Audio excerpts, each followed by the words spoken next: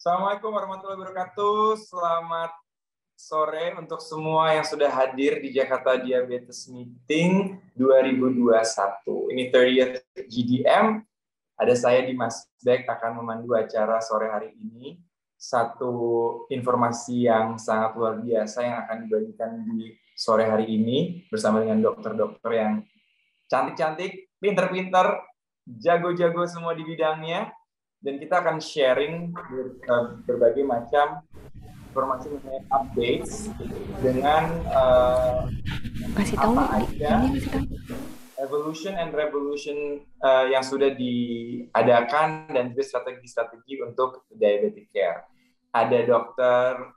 Wismandari bersama dengan kita sore hari ini. Dr. Wismandari Wisnu, spesialis penyakit dalam, konsultan endokrinologi, metabolik, dan juga diabetes. Juga ada Dr. Cindy Pujiadi, SPGK, spesialis gizi klinik. Selamat sore, dokter-dokter. Sore. Halo, sore Dimas, apa kabar? Sehat? Baik, Dimas, baik. Baik, alhamdulillah, terima kasih. Jadi hari ini kan sebetulnya kita lagi mau menyambut Hari Diabetes ya, belum ya, masih besok. Sebenarnya apa sih yang perlu diperhatikan sama kondisi diabetes ini sendiri? Karena kan sekarang udah banyak kemajuan teknologi juga ya. Ya, jadi Dimas mungkin kalau kita kaitkan dengan Hari Diabetes buat besok nih ya, jadi kayaknya kita perlu dulu dari awal adalah bagaimana atau apa sih sebenarnya diabetes itu. Dari situ dulu kali ya Dimas ya, karena ternyata masih banyak yang belum ngeh nih diabetes itu apaan sih gitu ya. Jadi sebenarnya diabetes itu adalah suatu kondisi di mana kadar gula darah itu meningkat di dalam darah. Nah itu susahnya kadang-kadang bergejala, kadang-kadang enggak. Nah gitu tuh Dimas, jadi kita penting banget ini sekarang ngobrol-ngobrol dalam rangka mengetahui apa itu diabetes, terus mau diapain. Ini kita udah berdua ngobrol bertiga sama Dimas, mudah-mudahan bisa lebih ngerti nanti yang dengerin ya. Ya, soalnya kan orang kalau denger diabetes cuma taunya gula aja. Nggak boleh makan gula, nggak boleh makan gula gitu kan. Padahal kan tentu turunan dari gula itu ada macem-macem banget. Nanti dari dokter Cindy bisa juga jelasin ke kita ya, apa aja sih sebetulnya yang masuk dalam kategori untuk kita awasi juga. Jadi sebetulnya apa itu diabetes, Dok? Kita ke dokter dulu ya. Iya, boleh. Dimas, saya izin kasih slide sedikit ya. Boleh.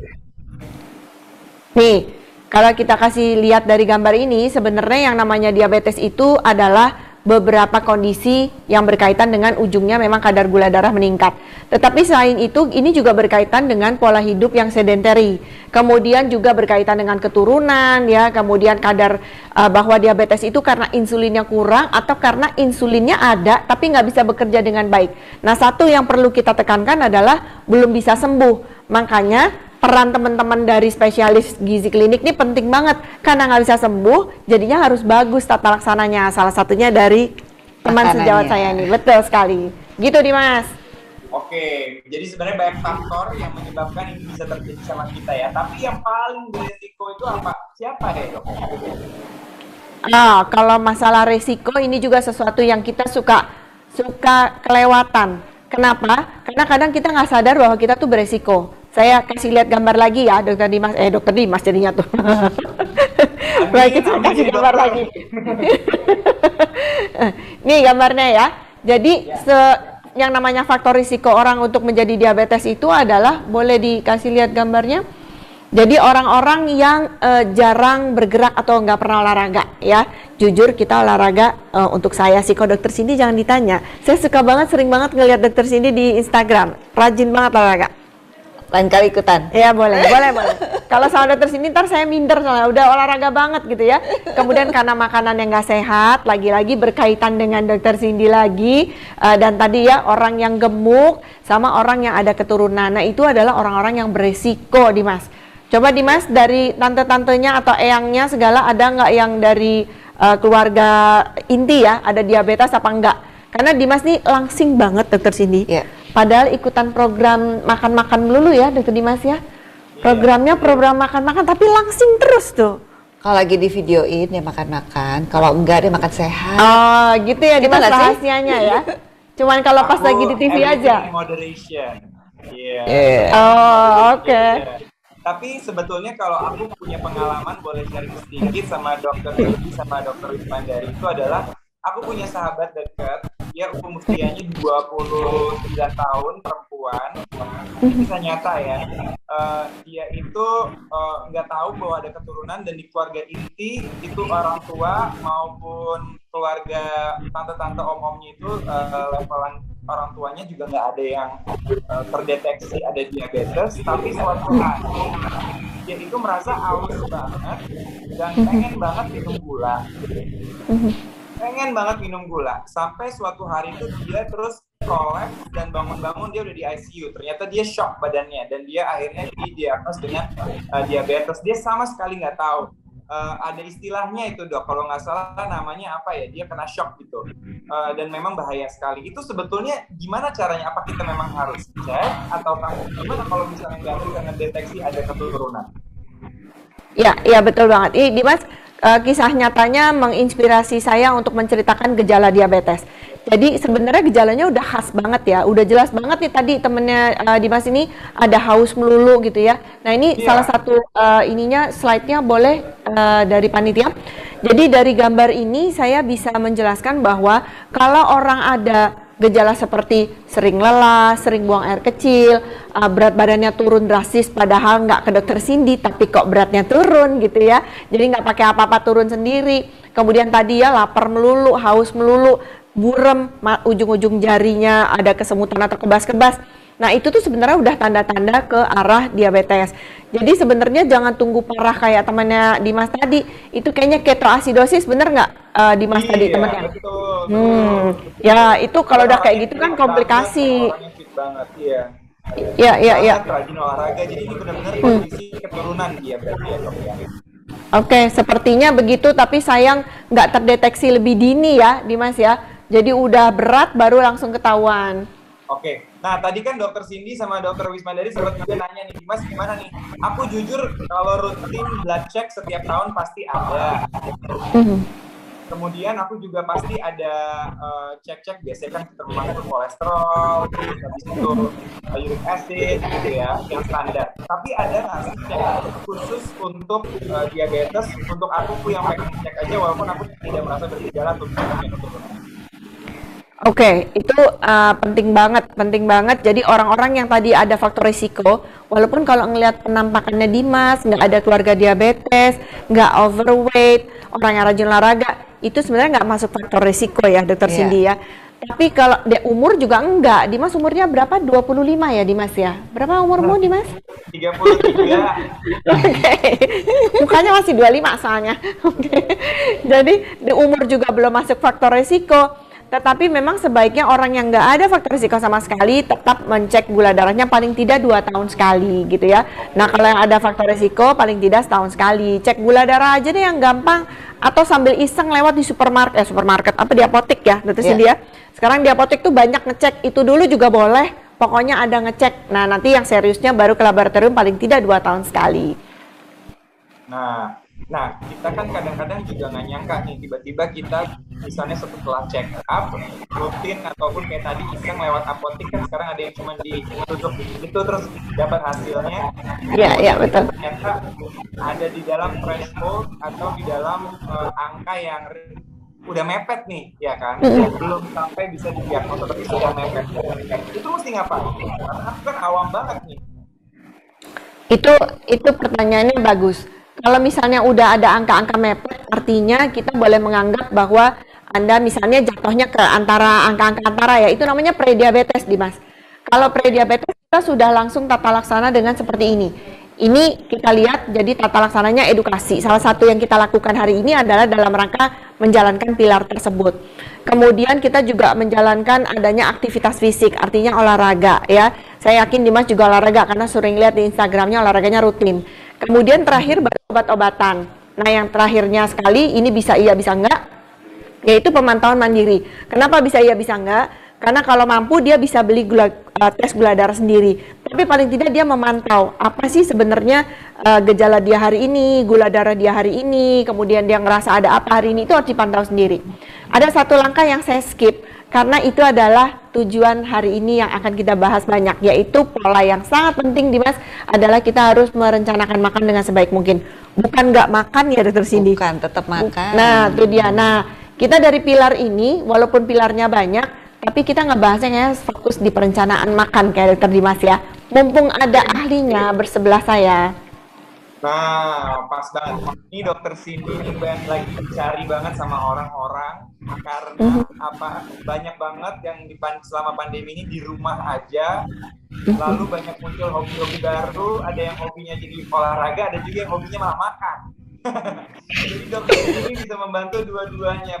Pas banget. Aku juga bahkan sebenarnya pengen banget nih bikin janji sama Dokter Cindy karena jujur aja kalau misalnya kita yang sibuk dalam kondisi sangat sibuk, walaupun kita juga ada yang WFH dan sekarang juga Jakarta juga sudah mulai normal, tapi kan kadang-kadang kita makan itu nggak bisa direncanakan begitu aja Dok ya. Serba salah, apalagi kita sekarang juga udah dimanjakan adanya delivery service, bisa makan apa aja, dari mana aja gitu kan. Sebenarnya pola seperti apa sih yang cocok untuk kita supaya kita bisa mengontrol sebelum adanya penyakit apapun, Dok? Iya, mungkin aku yang jawab kali ya. Please, silakan. Iya. Jadi kita memang mau kita sudah menderita diabetes, prediabetes, ataupun mau menjaga makanan kita tuh tetap sama, ya. Ada 3 porsi besar. Coba tolong slide-nya. Jadi ada 3 porsi besar, 2 sampai 3 kali porsi kecil. Nah, yang suka salah adalah porsi besarnya itu mungkin kurang balance. Misalnya kita mau pesen makanan nih, udah online mau pesen makanan, tujuannya mau bener, tujuannya ke misalnya lengkap, ada yang lewat di atas, yang ini menarik juga nih, tambah 1, ceritanya buat snack. Padahal kita kan harusnya menjaga ya, total asupan kita nggak boleh berlebihan. Harus ada jeda ya Dokter Cindy. Kalau kita mesen tuh kan makannya sekaligus, makan besar dan snacknya jadi 1 gitu, bukan jadi 1. gitu ya? Habis itu pas jam snack lagi gitu ya. Nah itu, jadi itu yang kita mesti hati-hati. Jadi 3 porsi besar, lengkap, bergizi lengkap dan seimbang, dan juga ada snacknya. Nah snacknya itu yang mesti hati-hati, karena suka banyak yang berseliweran, pengennya mau snack yang sehat, pasti ada lewat dikit. Menarik juga ini, jadi 2 snacknya. Padahal 1 snack itu kalau dihitung kalorinya sama dengan nasi dan lauk-lauk sepiring ya. Kadang-kadang lebih. Iya, lebih malah. Kadang-kadang lebih, dan mungkin saking gulanya banyak atau lemaknya banyak, sampai mungkin lewat dari jatah kalori kita sehari. Padahal bentuknya kecil ya, bentuknya kecil, tapi syarat dengan kalori. padat dengan gula dan lain-lain. Ya, jadi memang secara umum baik kita yang mau menjaga kesehatan kita, atau yang pradiabetes, atau yang sudah menyandang diabetes, itu perlu mengkonsumsi makanan yang bergizi lengkap dan seimbang. Kita bisa lihat di isi piringku, ya. Jadi kalau kita memakan 1 piring itu, separohnya itu terdiri dari sumber, terdiri dari sumber karbohidrat dan protein. Jangan lupa ya. Sering orang karbohidratnya super banyak, terus proteinnya seadanya gitu, dikit banget. Karbohidratnya separoh, nggak boleh ya? Jangan. Biasanya gitu kalau orang Indonesia, karbohidratnya separoh piring. Iya, jangan separoh piring, itu separoh piring aja udah terbagi ya. Terus yang separoh lagi isinya sayur tuh ya. Sayurnya lebih banyak daripada buahnya di situ. Ya, orang sering salah juga di situ urusan itu. Nah, minyak tentu saja tetap boleh, tapi bukan banyak-banyak. Jadi kita tetap membutuhkan lemak. Nggak bisa misalnya kita udah nggak ada minyak sama sekali, nggak ada lemak sama sekali, nggak bisa. Jadi kita tetap butuh lemak tersebut, cuman lemaknya mesti dipilih lemak yang baik. Ya, jadi seperti itu, mesti hati-hati ke garamnya, ke gulanya. Gaya itu loh, gaya apa sih sekarang diet kan banyak tuh ya Dokter Cindy. Oh iya. Yang diet mungkin Dokter Dimas teman-temannya nih yang artis-artis itu kan Dokter Dimas lagi ya Allah Dimas. Aminin aja deh, udah jadi dokter. Udah kan jadi dokter aja deh gitu ya. Jadi kayak itu loh, apa sih artis-artis kan supaya tetap langsing ya. Jadi dietnya banyak pakai diet keto, terus diet apa tuh yang intermittent fasting itu. Tapi piringnya begini nggak mungkin ya berarti ya kalau pakai diet keto ya, Gimana tuh? Nggak masuk tuh diet keto. Jadi gini, diet keto kan dulu dibikin tujuannya adalah untuk treatment epilepsi. Tapi lemaknya diarahkan lemak baik. Nah, kenyataannya orang yang menjalankan diet keto itu banyak mengkonsumsi lemak jenuh. Gaji-gaji, goreng-goreng, kulit-kulit, butter-butter, santan-santan. Nah, itu lemak jenuhnya berlebihan. Sedangkan lemak jenuh itu kan itu kita harus batasi, ya. Apalagi zaman pandemi ini. Lemak jenuh itu bisa bikin segala macam penyakit. Lemak jenuh itu bisa nurunin daya tahan tubuh kita. Jadi jangan salah pilih diet. Jangan sampai kita diet bonusnya penyakit. Ada lagi diet tanpa sayur. Oh, ada sayurnya juga. Seadanya. Oh iya, pasien saya kemarin turun 5 kilo dalam 2 minggu. Tanpa sayur kan, tanpa dikit. Sayur, tanpa nasi. Ya, habis itu konstipasi kan. Konstipasi, rambut rontok lah. Orang sayur kita butuhin di situ. Apalagi untuk mencegah terhadap segala macam penyakit termasuk diabetes ya. Nah, yang sering juga saya tiap kali dapat pasien adalah asupan proteinnya nggak cukup. Ya. Protein itu penting banget. Jadi biasanya porsi nomor 1 saya hitungkan adalah kalau mau turunin berat badan juga porsi protein itu saya nggak mau diskon. Karena itu kita penting banget, ya. Cuman proteinnya kita mesti pilih. Misalnya ikan laut itu bagus. Kalau bisa ayam, kalau bisa dada, buang kulit. Kalau mau daging yang khas dalam. Tahu tempe itu bagus. Kacang-kacangan itu juga sumber protein. Semua sumber protein kita. Nah, kadang-kadang nggak sadar kebutuhan proteinnya berapa. Contoh, kebutuhan kita kan 0,8 sampai 1 gram per kilogram berat badan. Kita ambilnya 1 gram, yang gampang. Kalau berat badan saya 50 kilo, berarti butuh berapa Dimas? 50 gram. Biar cepat. Oke, 1 potong protein 40 gram, besarnya sekitar separuh ini, itu 7 gram protein. Jadi untuk mencapai 50 gram protein tadi, kalau hanya sumber proteinnya dari ayam atau ikan dari protein aja, itu butuh sekitar 7 potong. Kebayang nggak sih? Banyak ya? Banyak kan? Tapi memang di nasi ada sumber protein, di sayur sedikit sih sumber proteinnya. Tapi biasanya saya utamakan itu dulu. Sehingga memang kalau kita makan bergizi lengkap dan seimbang sesuai kebutuhan kita, at least untuk proteinnya, itu kenyang banget. Makanya saya suka terkenal sama pasien, kalau mau diet kekenyangan ke dokter Cindy deh. Karena dietnya pasti nggak lapar, pasti kekenyangan. Cepetan Dimas datang ke dokter Cindy, diet tapi kenyang. Diet tapi kenyang. Iya. Aku mau janji langsung habis ini udah mikir banyak banget program rumah. Termasuk banyak juga yang aku mau ke dokter sini salah satunya karena kan kita itu kan orang Indonesia ya, Asians terutama itu kan kita sangat suka our carbo. Kita suka banget karbohidrat kita kan. Apakah itu nasi, apakah itu bakmi, apakah itu kue tiaw gitu kan. Dan aku masih suka banget makan karbo. Sampai ada sugesti atau beneran kalau belum makan karbo seharian kok kayaknya badan gemeteran gitu ya. Ini tuh sebenarnya ada efek beneran ataukah ini efek placebo sih dokter? Jadi sebenarnya karbohidrat kita butuhkan, cuma memang tidak berlebihan. Yang sering yang kita konsumsi itu karbonya yang heboh, lauknya seadanya, sayurnya kalau ada antara ada dan tiada. Itu yang sering, itu yang mesti dirubah. Pola itu yang kita mesti dirubah, karbohidrat nggak usah sampai berlebihan dan terutama kita pilih yang kompleks ya. Jadi misalnya nasi merah, havermut, roti gandum yang seperti itu yang kompleks, bukan yang semua yang gula. Orang mikirnya kan, oh iya nggak makan nasi. Iya, banyak banget itu. Nggak makan nasi, kenapa gula darah nggak turun-turun? Tapi begitu ditanya pagi makannya apa? Pagi makannya roti isi ini, roti isi itu. Terus snacknya apa? Ya roti lagi. Siang nggak makan nasi dok, roti lagi. Pokoknya roti seharian. Yang penting nggak makan nasi. Kok gula darah nggak turun? Ya iya, orang itu karbohidrat di situ. Nah itu yang suka salah ya. Kadang-kadang nggak makan nasi loh dok, nggak makan roti, nggak makan kentang, nggak makan apa-apa. Bener-bener hanya protein aja yang dimakan sama sayur. Terus kue nggak ada makan. ada kue itu orang nggak dilupakan. Indonesia tuh gitu ya, kalau nggak makan nasi itu bilangnya belum makan, Dimas, gitu. Iya. Aku sih gitu. Itu aku banget. Iya, sama, saya juga sih gitu.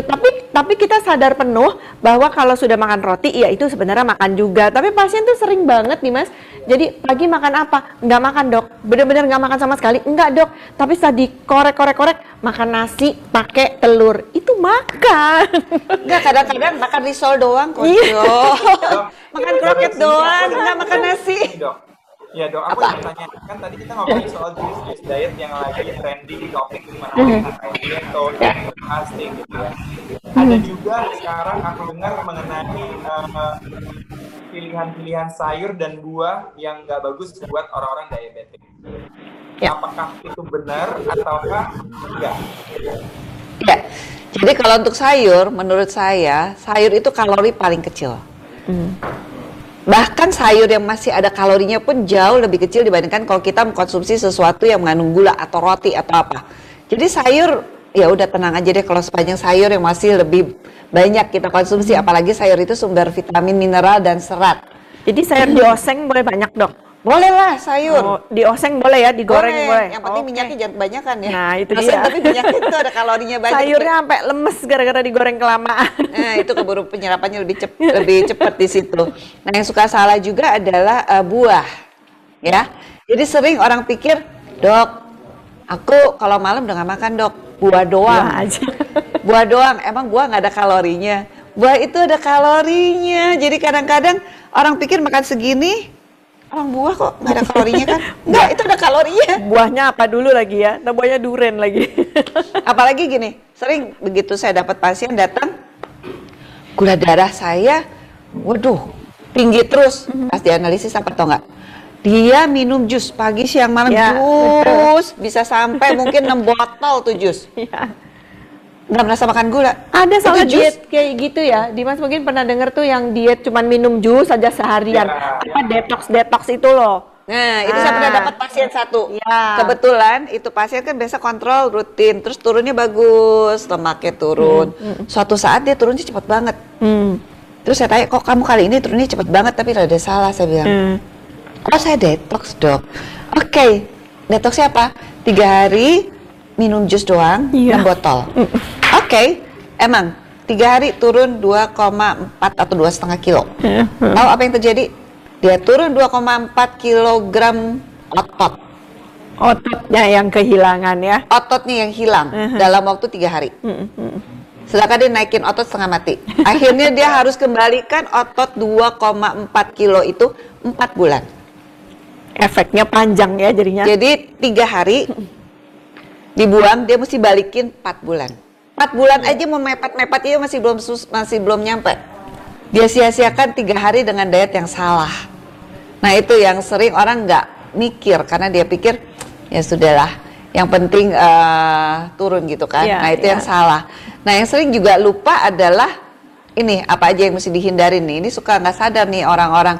Karena misalnya dia kalau makan sore kue, donat suka nggak berasa tuh.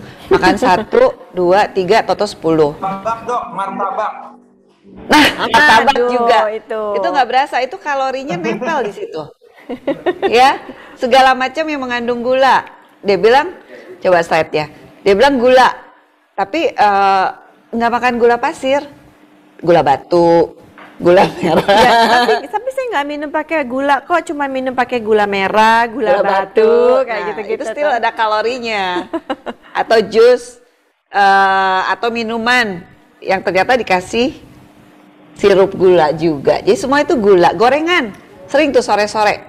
Gorengan kata gitu, nggak makan macam-macam, cuma gorengan. Nah, itu ada kalorinya semua.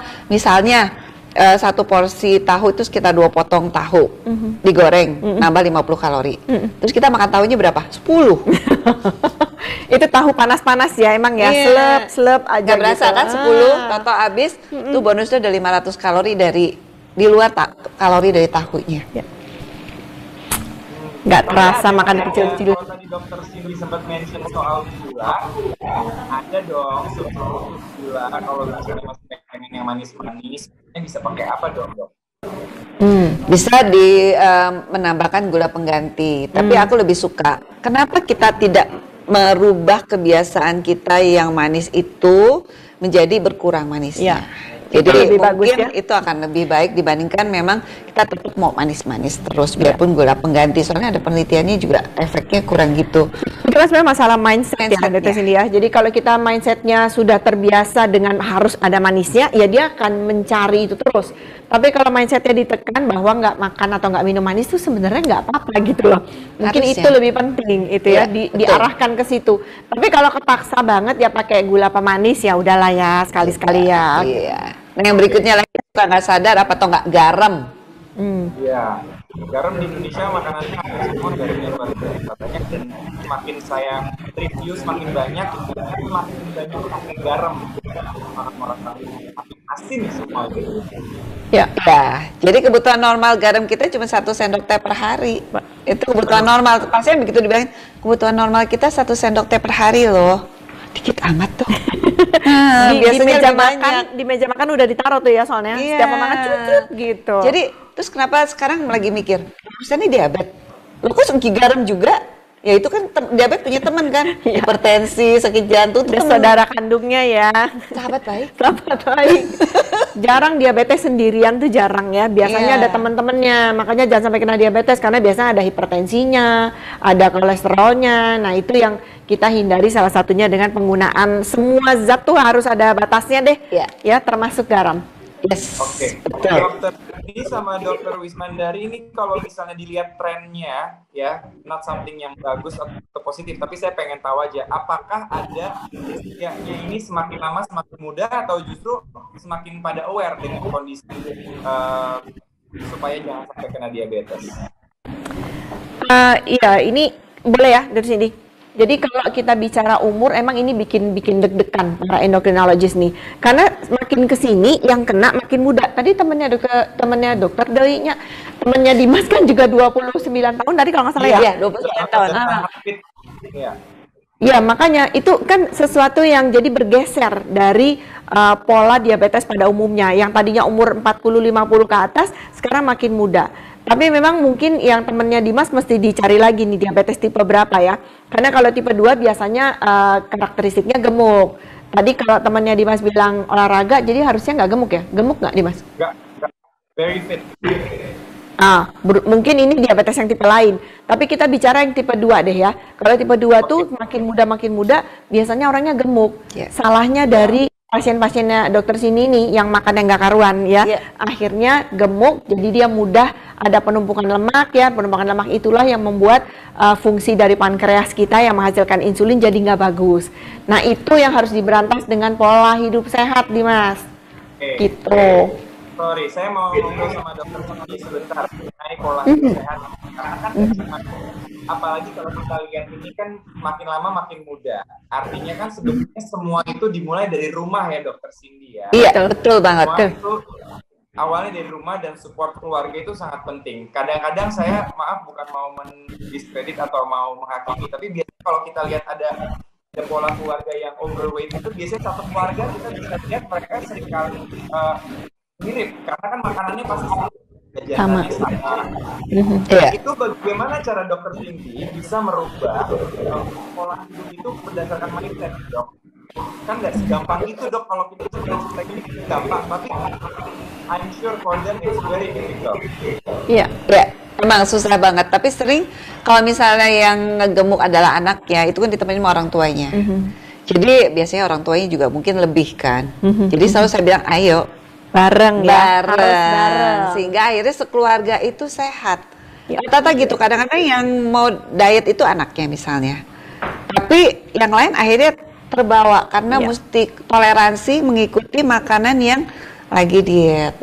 Bonusnya semuanya ikutan bagus berat badannya, ikutan olahraga, ikutan nggak ngemil. Terapi nggak boleh individu ya kalau kayak gini. Terapinya satu grup, sekeluarga gitu. Iya. Jadi kalau kita mau dietnya bagus pada si orang tua, anaknya jadi ikut karena semeja makanannya sama semua, gitu ya.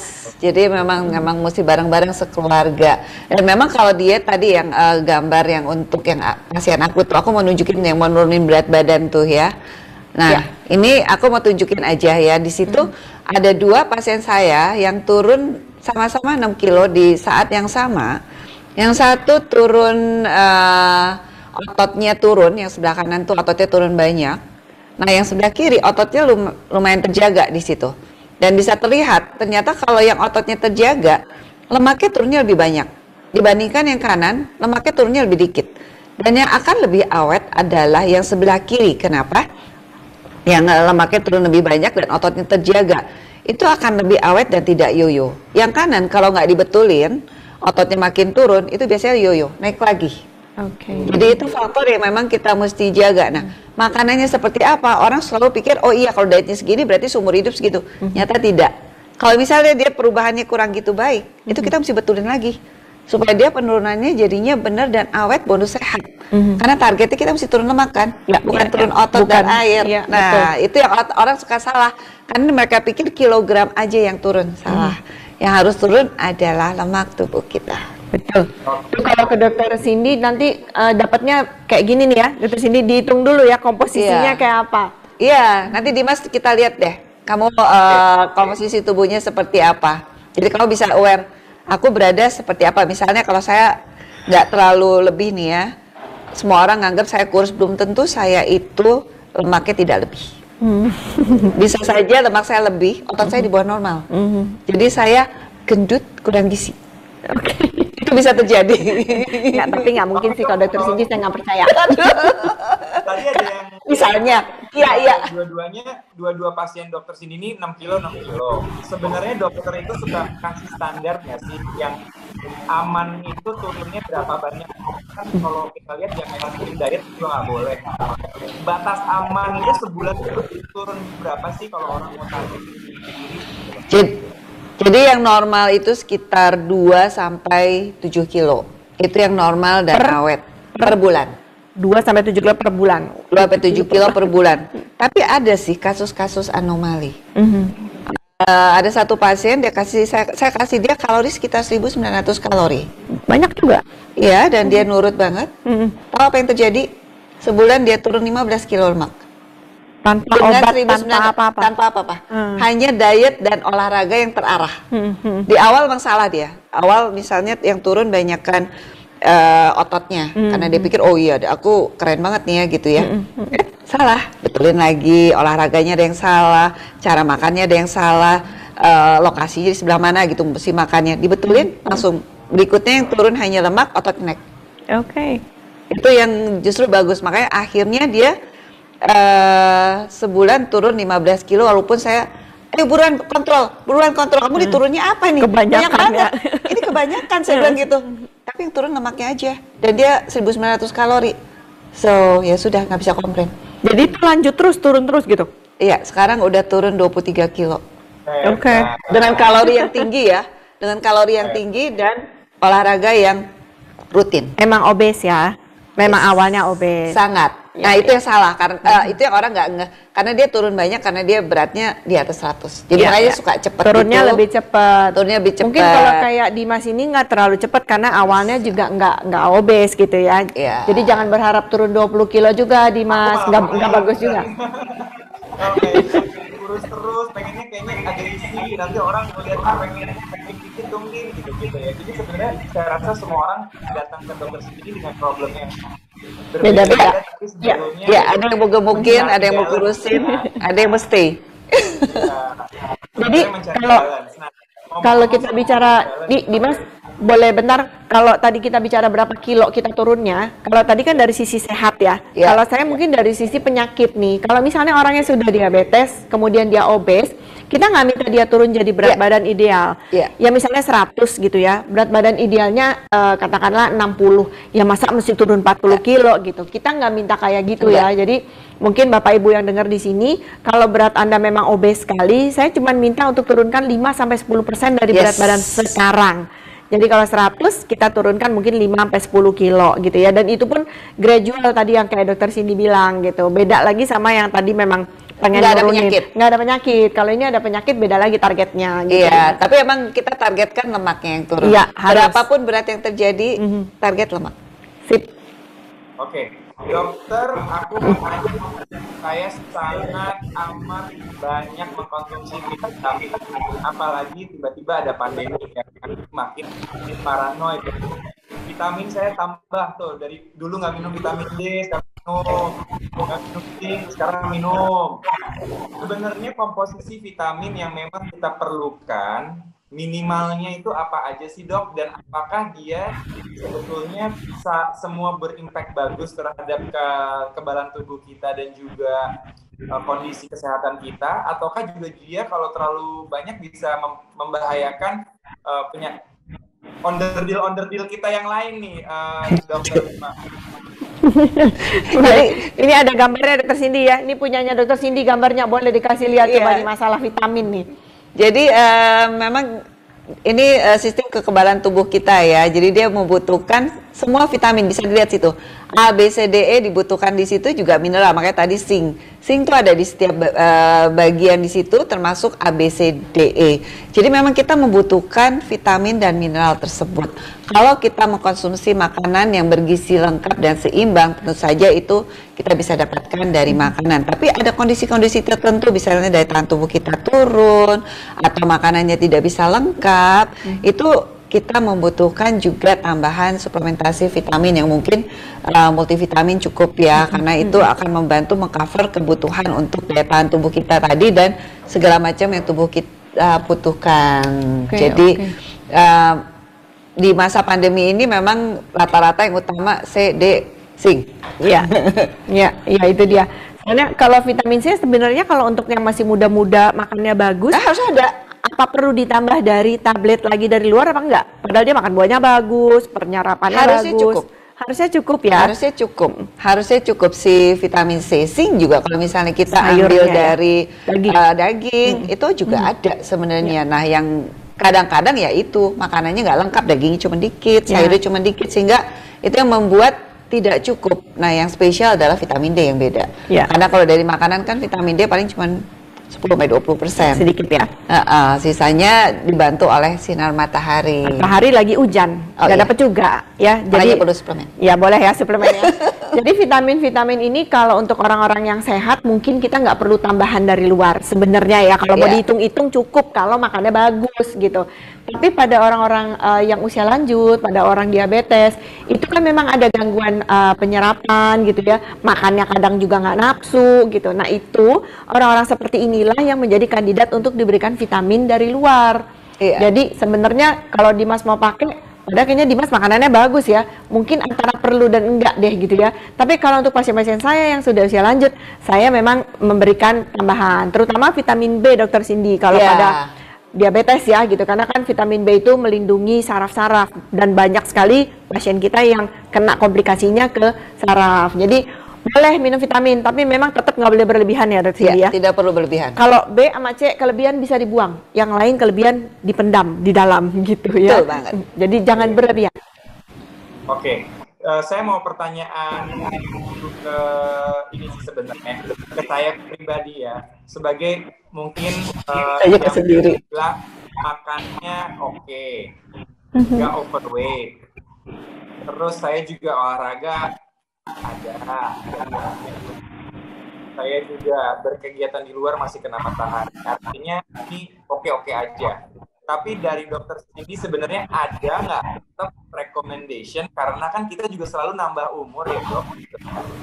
Apa sih yang bisa jadi tabungan saya untuk usia nanti saya semakin tua gitu dok, untuk usia tua saya? Ya, yang pasti kamu mesti dilihat adalah body composition-nya tadi. Lemaknya itu mesti tidak berlebihan. Otot kamu mesti dilihat juga, ototnya mesti bagus. Tadi belum 30 ya? 33. Nabung tulang sampai 35 ya? Masih boleh lah ya? Masih boleh. Masih bisa. Kurang 2 tahun lagi. Perlu nabung tulang, perlu kalsium untuk menabung. Jadi untuk tabungan di hari tua.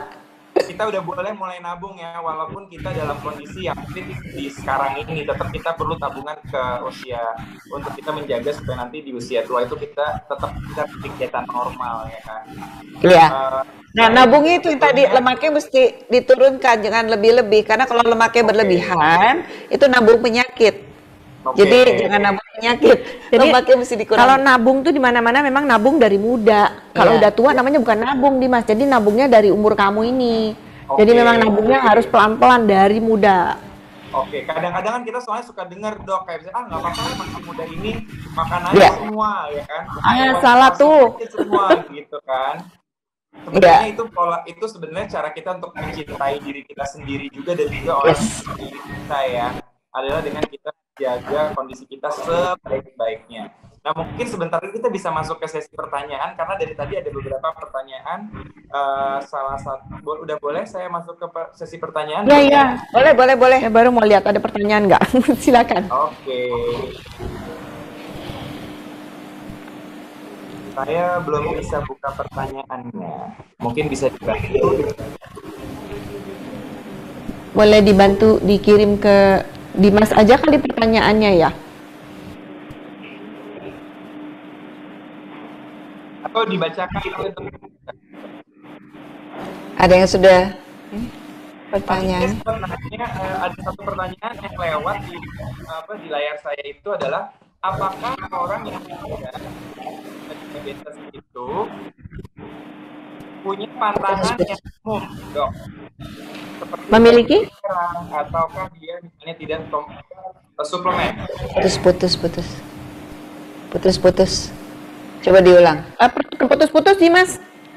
Oke, tadi ada pertanyaan seliweran pertanyaan apakah orang yang sudah terdiagnosa diabetes ada pantangan yang umum, yang benar-benar umum banget yang jangan disentuh, gitu dok? Oke. Ya, jadi orangnya sudah diabetes ya, ini ya maksudnya ya, Dimas. Adakah makanan, saya anggap makanan ya, makanan yang tidak boleh sama sekali disentuh? Kalau saya pribadi sebagai dokter, saya selalu bilang tidak ada yang nggak boleh sama sekali, sebenarnya nggak ada. Semua makanan boleh, tetapi tertakar. Ada yang boleh agak banyak, ya kayak tadi ya sayur-sayuran, ada yang memang sedikit aja. Tapi kalau mungkin secara gampangnya ada sih yang nggak boleh sama sekali, misalnya duren. Itu saya nggak kasih sama sekali. Udah nggak usah deh, karena jarang orang makan duren cuma secuil, jarang ya. Betul banget. Misalnya kalau kita bilang boleh cuma satu, ya, jadi berapa? Satu buah. Bukan satu buah kecil. Ya betul. Jadi memang sebenarnya bukan nggak boleh juga ya dokter Cindy ya, tapi dalam rangka mau ngeremnya susah, mendingan dari awal saya bilang oke, kalau durian nggak usah deh gitu. Oh juga ada satu yang saya tidak izinkan. Tadi dokter Cindy udah kasih contoh. Kita nggak kasih jus nih mas. Jadi jus itu pada orang diabetes mendingan nggak usah sama sekali deh gitu. Karena memang jatuhnya kalau ngeblender satu gelas besar itu kalorinya sebenarnya banyak. Itu buahnya bisa ada 5 ya gitu, sehingga kalorinya kebayang dong dengan buah 5 masuk gitu ya. Jadi itu nggak diizinkan. Itu aja sih. Jadi pada dasarnya sih nggak ada yang nggak boleh sama sekali, sebenarnya nggak ada ya dokter sini. Biasanya tambahan gula. Biasa gula aku juga bilang jangan. Kenapa? Karena kalau bilangin boleh, 1 sendok boleh dok. Satu sendok pagi, siang, sore, malam. Nggak bisa gula jangan. Tapi kalau gula ada di bumbu nggak berlebihan itu masih oke. Tapi kalau spesial minum atau segala macam nambahin gula, nah jangan deh karena itu juga suka. Jadi kalau orang Jawa masak pakai gula, pakai kecap tuh boleh lah ya dok ya, itu boleh. Tapi jangan ditambah gitu. Oke. Putus-putus lagi. Dimas suaranya hilang-hilang. Ada yang nanya apakah obat diabetes bisa menyebabkan berat badan naik? Iya, jawabannya ada, ya ada banget gitu. Jadi memang saya suka sedih juga sama pasien-pasien karena pasien diabetes itu tipe 2 ya, rata-rata sudah obes atau paling tidak overweight. Bayangin kalau sudah obes dikasih obat makin gemuk gitu. Unfortunately, sayangnya emang beberapa obat bisa mengakibatkan seperti itu. Salah satunya yang kita nggak bisa hindari adalah dengan pemberian insulin. Mungkin Dimas pernah dengar orang-orang diabetes itu beberapa akhirnya ujungnya memang nggak ujungnya sih sebenarnya, kalau ada beberapa pasien yang terindikasi menggunakan insulin. Nah yang pakai insulin itu hampir pasti beratnya naik dan itu tidak bisa dihindari. Makanya kalau pakai insulin harus ngontrol makannya, olahraganya harus bagus supaya naiknya nggak terlalu melesat. Tapi memang itu nggak bisa dihindari. Ada juga obat-obatan oral juga ada, ya itu beberapa obat juga bisa. Makanya kalau dikasih obat yang bisa bikin berat badan naik, saya langsung ketat tuh, makannya harus diatur banget, olahraganya dibikin lebih banyak.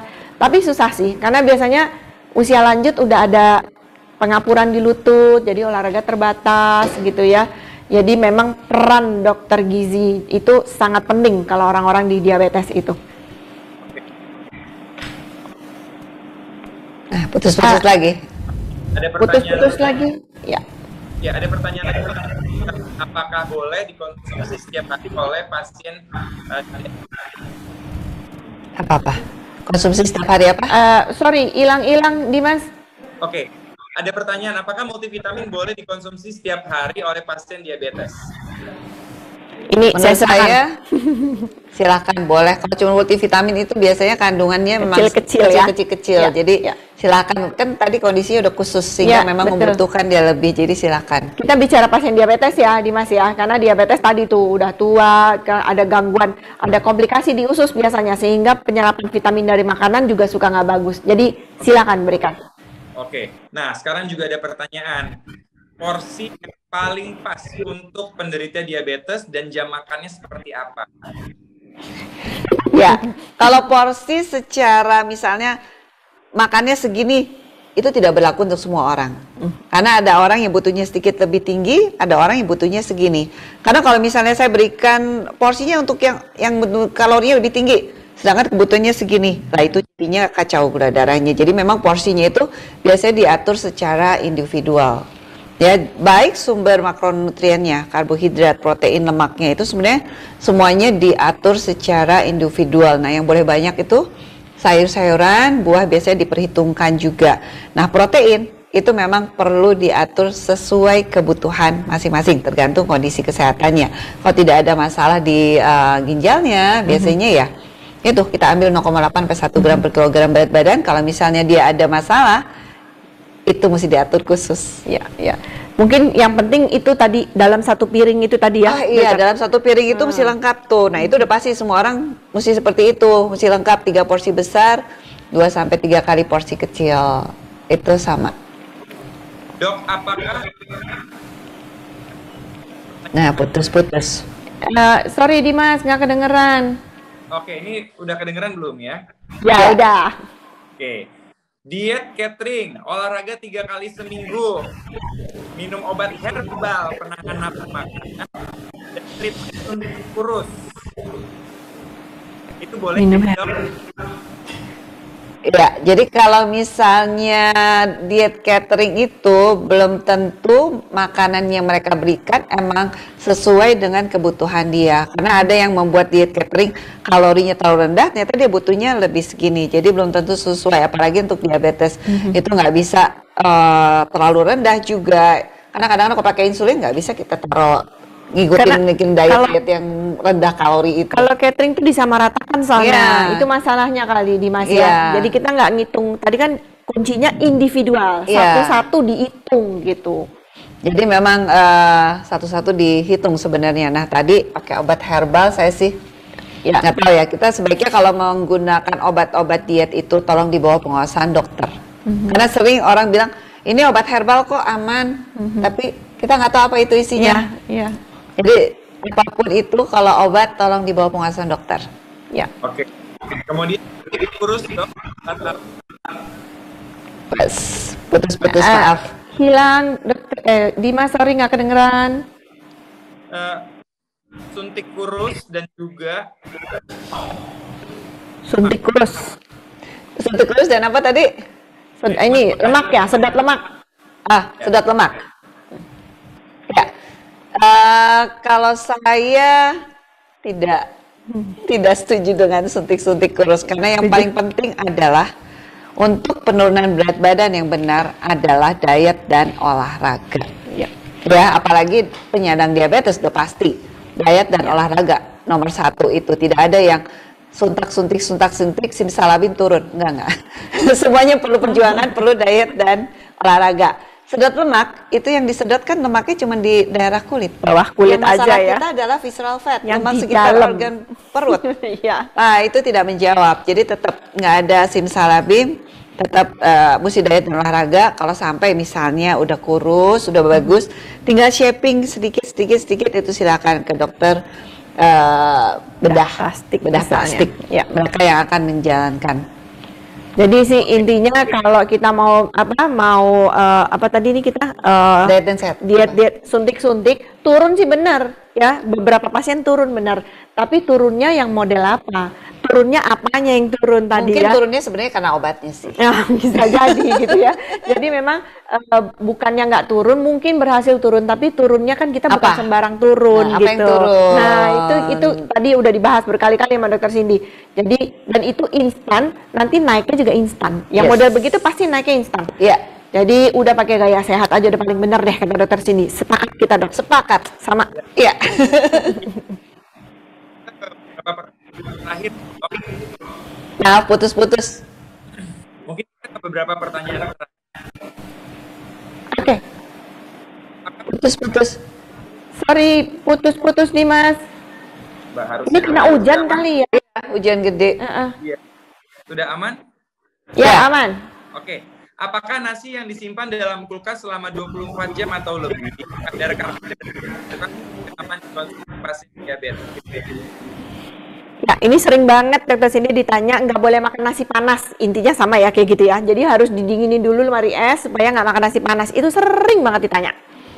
Jadi sebenarnya kalorinya nggak beda-beda jauh. Ya. Ada yang mengatakan kalau dia disimpan terus kemudian dipanaskan lagi, itu indeks glikemik katanya Ya, turun. sedikit berkurang ya. Sedikit, tapi bukan banyak banget, Ya. sedikit. Yang penting tetap porsi.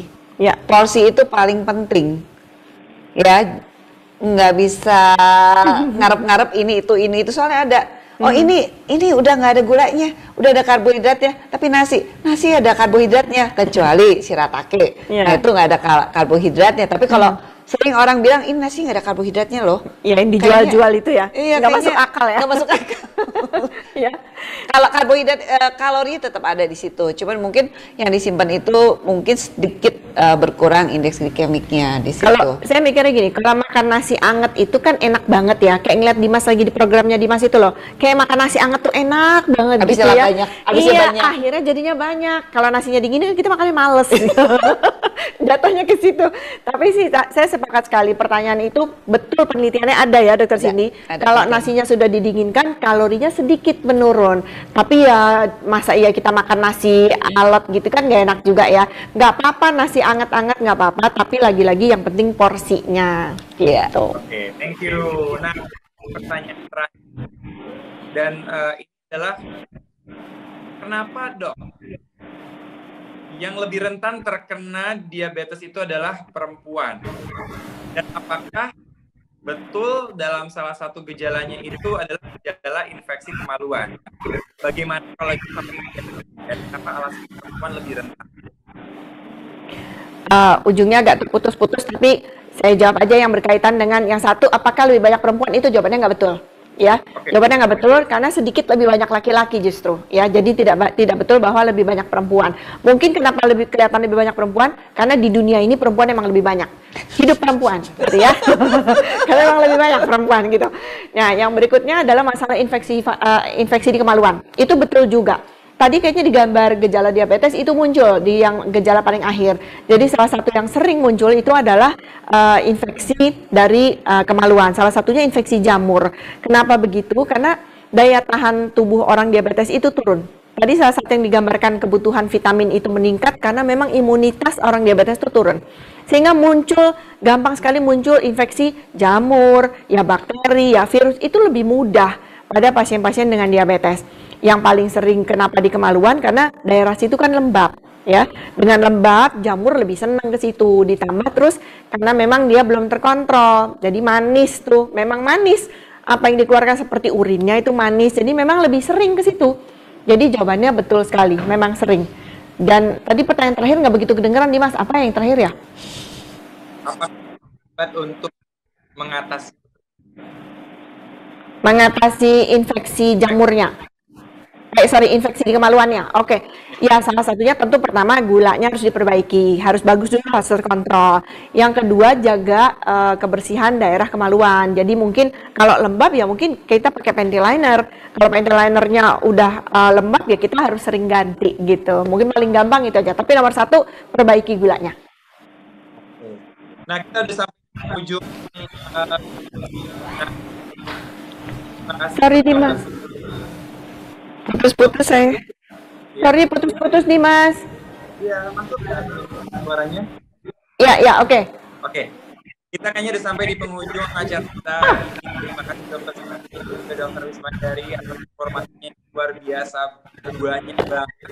Kadang-kadang sampai orang mau nyatet bingung karena dokter-dokternya pinter-pinter banget. Tapi yang tadi saya mungkin bisa rangkum adalah semuanya itu harus bisa dikontrol dengan baik, mulai dari asupan makanan yang kita pilih, makanan-makanan pola makan juga harus kita tertibkan. Jadi 3 kali hari makan berat, kalaupun snacking juga snacking. Walaupun adalah kita juga jangan sampai kita tidak memikirkan mengenai kehidupan multivitamin, itu masih boleh kalau kemudian untuk yang belum pernah tahu, bisa juga mulai kontrol dengan periksa kadar gula darah as simple as kita ke apotek terdekat.